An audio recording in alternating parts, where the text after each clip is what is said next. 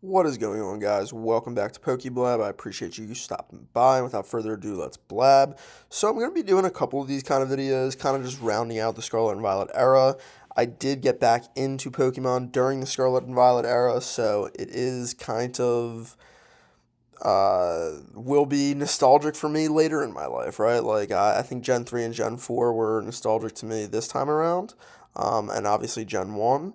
I do think in many years from now, as I fall, in and out of the hobby, Scarlet and Violet era will be iconic for me. So I wanted to take a look at each set and pick out at this point right now what is my favorite card. Not based on price, not based on where I see it going in the future, based on pure early 2000s nostalgia mostly, sometimes artwork, and there will be a handful that I think are pretty controversial. So with base set, we'll start off with Slowpoke. The only bad thing about this card is you can only see a little bit of him, but I think it also kind of adds to the, kind of cuteness of this card. I remember when this card was like a dollar, not a dollar, like $4 maybe. Yeah, I mean, like over a year ago. And I did not make a page out of this, meaning I did not get my 9 copies to make a page, which was a goofy goober move. They are now all $20 a piece. I will have to finagle and finesse somebody with multiple copies at an event. Moving on to our next set, Paldea Evolved. I do have to go with the Magikarp. I don't like what's happened to it. The hyper shill, the hyper this, the hyper that. It's gone up and down. It had its moment, then it sank back down, and then it got hyper shilled. Um, I just really like that Gyarados in the background. I think that's sweet. And I do think the Magikarp has, some good tag teams and promos and stuff. So it's a nice card. Shinji did kill it on this one, unfortunately. If you want to talk about artwork, this is a good artwork. In my opinion, of course. I know some people hate this card. And for someone who's like, I want like super readable cards, it's not the most readable card, right? Like there's stuff blending in the back. It's all kind of the same, psychedelic, whatever. But I like it. It hits the notes for me. Anyway, moving to Obsidian Flames. I don't know if I'll have my tier list out before this or after this, but anyway, Obsidian Flames is cool for me. I like Obsidian Flames because I got in right around 151, and Obsidian Flames was the set that came out before 151, right? So as soon as you get in, you start working backwards. So like that was like the next set I looked at. And this card is my favorite card from the set, even though it may be pretty controversial. It is the Gloom. It is not a top 10 Pokemon, not top 20, probably not even a top 50 Pokemon. But this is just a really, really, really cool artwork. The moment I saw it, I was like, that is sick. I want multiple copies. I want multiple pages. And it was very cheap, which is fantastic for me. Moving on to 151. Let me know in the comments, what was your favorite 151 Pokemon? Uh, I was going to say from the set, but I guess any 151 Pokemon, let me know. My favorite Pokemon actually happens to also be my favorite card in the set, which is obviously, as collectors, we know that's not always true. Your favorite Pokemon, sometimes they just get a terrible artwork or, whatever. But for me, the Alakazam. Incredible detail, perfectly captures what I think, Alakazam's personality would be. I like the clock. I mean, there's just like so much going on here, yet it's so simple. The colors are done well. Just an absolutely gorgeous card. Moving on, we have Steelix from Paradox Rift. Again, probably not many people's favorite card, nor is it I was going to say top 50. It's definitely not a top 10 Pokemon or top 20. But I just love this card.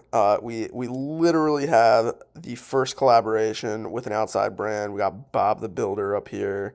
Um, I think it's a cool scene. It tells a story. I like it. Moving on, Paldean Fates. No, it is not the Mewtwo, although I love top 10, top 15 Pokemon and chase cards and cartoon looking artwork. The Mewtwo does not do it, the Bubble Mew does not do it for me. There's just very little detail in the card, where this goes against everything that I like, right? Like it's incredibly hard to read as a card. There's no story going on, but sometimes when a card hits, the card just hits, right? Like if we want to go back and actually like compare it to the Bubble Mew, like I said, it kind of does tell a story. It's cartoony. It's a chase card. The colors are good. It's an iconic Pokemon. It just for some reason it doesn't hit for me. Obviously in person it does look very very good. It's hard to kind of convey that on a computer screen, but for me, I mean, seeing all of these cards in person, this is like I was saying, this is a stained glass dragon right here. Maybe the best card of the era. It's up there.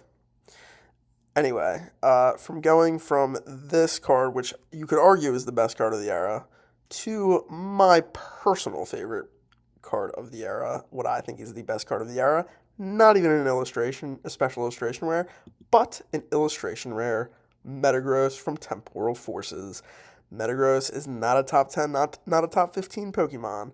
Metagross is an IR and not an SIR. Metagross is in a Temporal Forces set, which is not very good. All of those things together means this is probably not the best investment piece. This is probably not going to go up rapidly, unless there's a pump and dump or whatever. But for me, this is just an awesome card. Awesome colors. I love the, this how Pokemon General uses like snow, how their artists use the snow and how Pokemon, interact with it. You got two of the Metagross here. One's working on a boulder over there, pushing the snow around, and then you have like this super cool, the colors of the sky, but in the reflection of the bulldozer. I'm stumbling over my words, and then just the houses in the back. It just I don't know. Something about this card just really does it for me. So, moving on, we have Twilight Masquerade. Everyone would say, you're actually tripping. It's definitely the Greninja. Definitely the Greninja. Well, if we look at the Greninja, I mean, it goes against what I like. I mean, it's not a super readable card. I have no idea what's going on here. Conceptually, it's cool. Like, you have the paint splatter, and Greninja is like a spinning out of the... I mean, like, I get it. Conceptually, I get why people like it. In person, it's shiny, but I don't know, it doesn't do it for me. You know what does do it for me is this Chansey. Simple, multiple Gen 1 Pokemon, multiple top 10 Pokemon, top 15. I mean, Psyduck might be right on that 10-ish line, right? For me, definitely not. Psyduck's definitely top 10, but for most people... Anyway, I'm rambling a little bit, but, simple. I like that. Next, we got the Shrouded Fable. I'm going with Duskor. Shrouded Fable is a terrible set. However, this card does tell a story. If you come over here and you actually look at all of these cards, you have Duskor chilling outside on the sidewalk, kind of looking at you, giving you the cock eyes.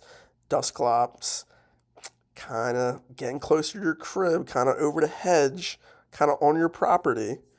And then, where's Duskor? He is literally putting his hand up against your glass of your living room, looking inside your crib. Like, that's scary, right? Like, that it tells a great story. Anyway, that's just where I guess I would put him there. $17. I wouldn't want just this card, right? Like, I would want all three to tell that story.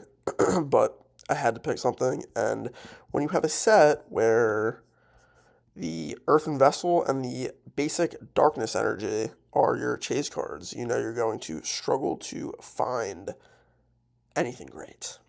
Next, definitely, this was when I got back into things, 18 months ago or so. This next card was my favorite card of the era for a long time. Kind of went between, the Alakazam from 151, the Metagross illustration rare, and this card. Yeah. Squirtle from Stellar Crown. So you know what's crazy? My favorite card from the era is in Temporal Forces, kind of a garbage set. I know some people won't like it, whatever, but it's never going to be a top 3 set of the era. I'm sorry. It's not going to be. In my opinion, same thing with Stellar Crown. Probably never going to be a top 3 set of the era, almost certainly. But it does have a fantastic, fantastic Squirtle card, which coincides with the Charizard promo from Obsidian Flames, and as well as the Bulbasaur card right here. Both great cards. I fancy the Squirtle more. Next, we go to Surging Sparks. What was your favorite Surging Sparks card? I'll tell you, it wasn't the butt Pikachu.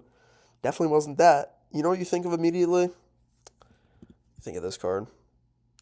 Great card. We got Daddy Longneck out here drifting over the night sky, or maybe early morning. I really like cards that have like the flying, and you can see like the cityscape in the background, or the island, or the town, or whatever. In the upcoming mega set, we have a Latias as well, which I think is going to have the same thing, kind of a like an airplane view of like a city during the nighttime, like where you can kind of make out like the lights and stuff. Anyway, take a look into that. I posted a video of the card leaks. If you want to just click into that, there's a great Latias EX coming out as well.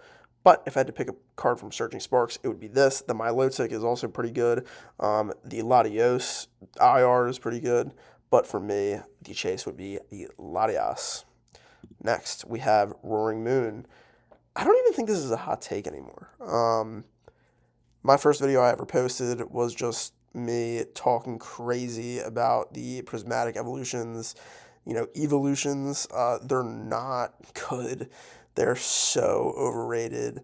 They're really hard to pull, so the limited nature of a product makes people want it. People want what they can't have, so the fact that they're super limited will drive the price up. But when you think about this, when you get a God pack, or even like a demigod pack or whatever, you're getting evolutions, right? So there's packs out there that have one evolution in them, right? Like 0.000 whatever have one evolution. But then there's also a whole subset of packs that are God packs or demigod packs. So are there less Roaring Moons than any individual evolution? I don't know. Just literally something I thought about a few minutes ago. But this is the best art of the set. I like Roaring Moon. I like the red and the blue contrast. We know Salamence did it first, but if I had to pick up a card from Prismatic, this would be that card. Another controversial one, because everybody was shilling it, is the Wailord card. It is my favorite card, though. I like the colors. I'm not super attached to anything else in Journey Together. I don't think the Salamence was that great of a Salamence card, even though I like Salamence like over Roaring Moon, in a non-sum game. But I could have picked Salamence. I think the Lilies Clefairy is even a very good card. I just know one of my buddies pulled it, and I told him to sell it. And he pulled it on the release weekend. It was going for $400-500, and he refused to sell it. So I kind of have like a bad taste in my mouth for this card because my buddy lost like $300 in value. But that was a goofy move on his part. Anyway, the card that I still like out of all of this, if I could have any card, it's like people are like, oh, if you could have one card from the set, it's like, yeah, I'd take the Lilies Clefairy and then I'd trade it in for what I actually want. So what I actually want would be this Wailord card. I like the Wailord Magikarp promo. That's what I was talking about earlier, right? Magikarp is in some promo cards. Ooh, you saw what I was going to pick for Team Rocket also. Kind of interesting because I slammed on this card, but we'll get into it in a second. But yeah, Wailord, I really like the colors. I specifically like this little boat in the top corner. I think it's cool. But yeah, this promo card, the Wailord Magikarp tag team promo, love that card. So that's why I wanted this card, liked this card. I was very happy to see that on release weekend it was like $30 or $40 because that meant that it was going to be, $20, $15, $10 in no time. If the illustration rare that everyone was shilling, came out of the gates at $90, that would not have made me as happy.